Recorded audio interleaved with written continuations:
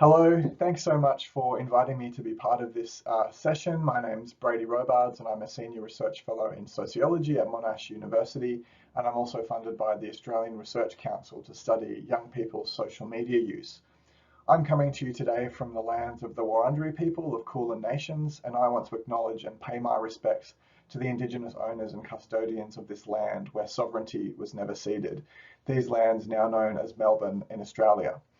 Thank you so much to the organisers of this event for inviting me to contribute. I'm really sorry that I can't be there with you in person because of this global pandemic, but also synchronously in real time because of the time zones. But I'm really keen to contribute. Um, I'm so glad that an event like this is happening to talk about ethics when it comes to working with young people in terms of research ethics more generally, but in my case, in terms of social media and internet use more specifically. So today, what I want to talk about is working with young people in networked publics or in social media spaces, and thinking about a particular method that I've developed with my colleague and co-author, Sean Lincoln, which involves scrolling back through social media with young people as co-analysts of their own digital traces. So let's talk a little bit more about this method.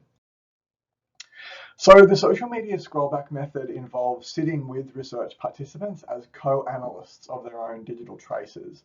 And this is a really important part of the process. It's not simply accessing the kinds of social media that young people produce or that they post, what they post online, or looking at them detached, but it's actually working with young people as co-analysts of these traces themselves. So this method is an interview method where we sit with participants and scroll back through their profiles, their news feeds, their histories, their socially mediated histories together. The participants really importantly drive this process, so they log into the platform on their device or on one provided, and each of these different approaches has different sensitivities, of course. And the researcher sits back and prompts, asks questions, asks them sometimes in some research projects to take a screenshot of something or to explain what they were thinking, or even to explain, what was left unsaid out of that status update, or what wasn't included in that Snapchat video, or what went into the thought process behind that Instagram caption, for example. So there are many different spaces where this kind of method could be used. It could be used, for example, as a starting point, could be Facebook profile pictures. So you could scroll back through profile pictures or forward to ask participants to reflect on different places in their lives. So to explain what their life was like when that photo was taken, or what was going on when they were with those group of friends, for example. You might also use it on Instagram to look at archive stories, which are more ephemeral kind of digital storytelling devices, or in the tagged photos on Instagram where their friends have tagged them to get at different kinds of research questions that you might have. Other social media platforms like Reddit, where you could look at post histories or comment histories. YouTube, you could look at their watch histories together and look at the kinds of videos that they watch and ask them to explain and analyze those videos together, and perhaps not with children, but certainly with the young adults that I do a lot of research with, sort of from their late teens to late 20s is the group that I most often work with. We often look at dating apps as well, and the way that dating apps figure into networked publics. So I think this method is quite useful for understanding how people use, make sense of, and also reflect on social media. But it's also valuable as a prompt to get at research questions about other aspects of young people's lives. And I'll talk about this with one project in a minute. So it's useful to get a sense of how everyday life is made visible and recorded in digital spaces, and also to act as a prompt to reflect on storytelling about those more everyday experiences of young people. And we've written a couple of pieces on this research method that I've linked to here. One in the Journal of Qualitative Research, which was about uncovering longitudinal life narratives through our project on scrolling back on Facebook. So what do you get out of this method? I'm going to talk just very quickly about two specific projects. The first was the Facebook Timelines project, which I mentioned before, and the next one is on men's drinking cultures, which was not on social media use at all, but we used the social media scrollback method to reflect on men's drinking cultures in Victoria, where I live here in Australia. So with the Facebook Timelines project, what we were interested in was getting young people to share with us their reflections on how certain critical moments had been made visible and shared on Facebook. So we were interested in experiences of moving out of home, of graduating from school, of first jobs, early romantic relationships. And we were interested in what was made visible and what was hidden in social media spaces, in networked publics. In this project, we studied how disclosure practices had changed over time and how friends were co-constructing performances of identity in these spaces. But really importantly, we were also interested in what was left unsaid or also later erased. And the scrollback method, because you're sitting with research participants next to them, you can actually ask them what they were thinking when they posted that, or ask them what was later deleted. And you can't do that with other kinds of methods where you're sitting back and disconnected from the people who are posting and constructing the social media that researchers might be interested in. The other project was not specifically, as I said, about social media use, but it was about men's drinking cultures in Victoria. And we actually used the social media scrollback method to go back through our participants' Instagram and Facebook profiles to think about specific events where they were at a birthday party or at a music festival or at a graduation where they were drinking, and we asked them to reflect on the drinking practices in those spaces. So it was quite a useful device to prompt memory work, to prompt reflection beyond an abstraction. So there was a specific photo, tell us who was in this photo, what happened before and after, that kind of thing. So it was a prompt for memory work in that sense.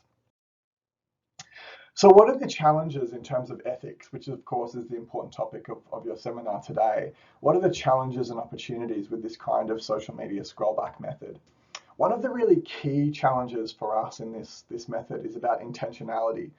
Who are these digital traces of everyday life created for? Certainly not for us as researchers. You don't go onto social media, the average everyday person doesn't go onto social media to record and post about their life in the hopes that a researcher might one day access it later, right? So that's really important sensitivity to negotiate. These are kind of organically constructed digital traces of lives, not a research journal or a photo project for a researcher. So it has to be treated with a high level of sensitivity. These were also co-constructed digital traces. So for example, in the Men's Drinking Cultures project, many of the photos we were looking at with our participants were actually posted by their friends and they were tagged in them.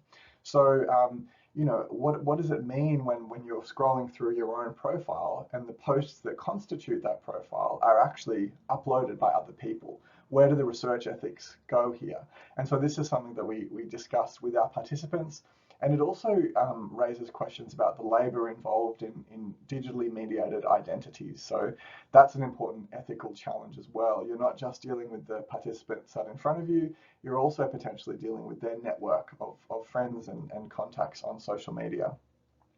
And of course, the other big challenge here is that these are not perfect kind of imaginings of young people's lives. These are highly contingent. As I said in the previous dot point, these posts, these digital traces are also shaped by not just friends, but also algorithms. So what Facebook decides to surface, or when we scroll back with people, what are the kind of images that are most liked, and the algorithm determines that they're the images to surface to the top of a kind of, you know, scroll back through various years, or what images are centered in a kind of look back video or a friendship celebration video. The algorithm and Facebook's systems play a role in surfacing certain posts over others. But also these archives are edited, they're co-constructed, sometimes with different audiences in mind. So if you end a relationship with one person, you might go back and delete those photos, or they might delete those photos of you, and so that trace is erased. But also we know that young people delete posts and change their privacy settings, even change their names on social media when they're looking for work. But there's also a real important host of opportunities here. So working with young people as co-analysts of their own digital traces, working with existing material, not material that was created specifically for a research project.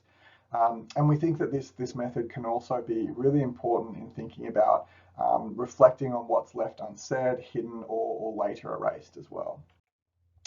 So that's my 10 minutes up. Thanks again so much for the organisers of this event. I hope you have a really productive discussion. Here's some other research that I think is quite useful in this area.